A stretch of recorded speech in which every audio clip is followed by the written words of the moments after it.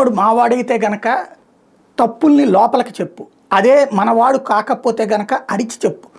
ఒకసారి గుర్తు తెచ్చుకోండి, కందిపప్పు ఇవ్వట్లేదు జగన్, తినేస్తున్నాడు జగన్, పేదల్ని మోసం చేస్తున్నాడు.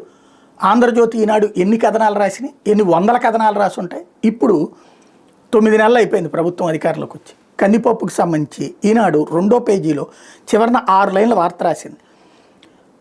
ఇది ఆ జర్నలిస్ట్ గారికి కాస్త ఏదో ఫీలింగ్ ఉంది కాబట్టి ఆయన ఇస్తే ఆ వార్తను తీసుకెళ్ళి లోపల పేజీలో వేసి ఆయన్ని సంతృప్తిపరిచినట్టు జనానికి తెలియనీయకుండా జాగ్రత్తగా లోపల పెట్టుకొచ్చారు. రాయలసీమలో రాగులు, రాష్ట్రమంతటా జొన్నలు ఇస్తాం, కందిపప్పు మాత్రం అడగద్దని పౌర సరఫరాల శాఖ అంటోంది. కార్డుదారులకు కందిపప్పు పంపిణీ ఫిబ్రవరిలో నిలిచిపోగా మార్చిలోనే ఇస్తారని ప్రజలు ఎదురు చూస్తున్నారు. అయితే ఇప్పటి వరకు టెండర్లు పూర్తి కావడంతో సరఫరా కష్టమేనని తెలుస్తోంది. దీనికి తోడు సంస్థలకు నిధుల కొరత వేధిస్తోంది. అప్పు తెద్దామంటే వైకాపాయంలోనే మొత్తం ఒక రుణాలు 40,000 కోట్లకు చేరాయి. దీంతో పౌర సరఫరాల సంస్థ పేరు చెప్తేనే బ్యాంకులు ముందుకు రావడం లేదు. ఇంకోవైపు మారుతున్న ఆహారపు అలవాట్ల నేపథ్యంలో పేదలకు రాగులు, జొన్నలు ఇవ్వాలని ప్రభుత్వం నిర్ణయించింది. అయితే రాగుల ఉత్పత్తి సరిపడా లేదు. దీంతో రాయలసీమకు మాత్రమే పరిమితం చేశారు.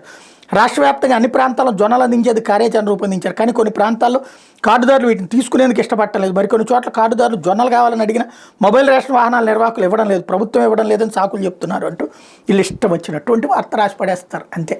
అడిగే ఓడు మనకేం లేదు, కంట్రోలింగ్ లేదు, నియంత్రణ లేదు, ఏమైనా చేయొచ్చు, ఏమైనా మాట్లాడచ్చు.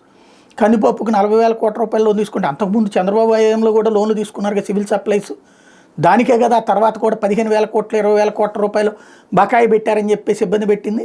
ఇది నెంబర్ 1. నెంబర్ 2, మరి కందిపప్పు ఇవాళ నిన్న కాక మొన్న మళ్ళీ వీళ్ళే రాసుకొచ్చారు వార్తలు, ఈనాడు జ్యోతుళ్ళే. కందిపప్పు చీఫ్ అండ్ బెస్ట్కి వెళ్ళిపోతుంది, 70 రూపాయలకు 60 రూపాయలకు పోతుంది, బయట చూస్తే 140 రూపాయలు ఉంది, 180 రూపాయలు ఉందని.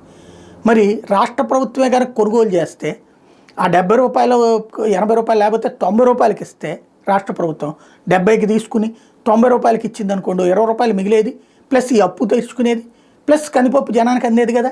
140, 150, 180 పెట్టేదానికంటే కూడా. కానీ ఇక్కడ చెయ్యింది ఆ రోజున చేస్తేనేమో జగన్ ఇవ్వలేదు, ఇప్పుడు చేస్తేనేమో జగన్ వల్లనే ఇవ్వట్లేదు. ఇలాగ వార్తలు రాసుకొస్తూనే ఉంటారు.